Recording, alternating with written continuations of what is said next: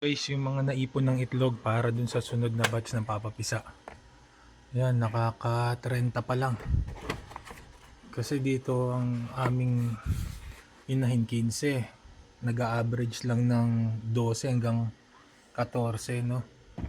Tapos syempre, ito yung pangkain. Sa isang araw, nasa 6 hanggang 8 na itlog yung nakakain.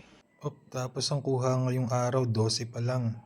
Out of 15, may 3 din ng itlog. Yung isa kasi hindi talaga. Na andun siya. Plus itong 12, mali 42. Kaso 6 dito tinitira kasi pangkain yung 6 dyan eh. Iipon na uli para mapapisa. Kasi yung ito kasi guys ay bakante na. Lilinisin na lang.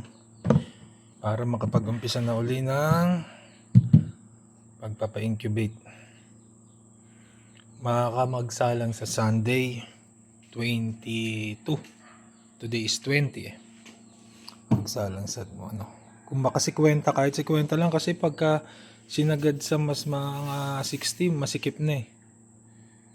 Kaya yun. Ito naman guys ay natanggal na yung automatic. Ayun, wala na, hindi na nakakabit. Hatching siya ngayon, 18 days yan ngayon.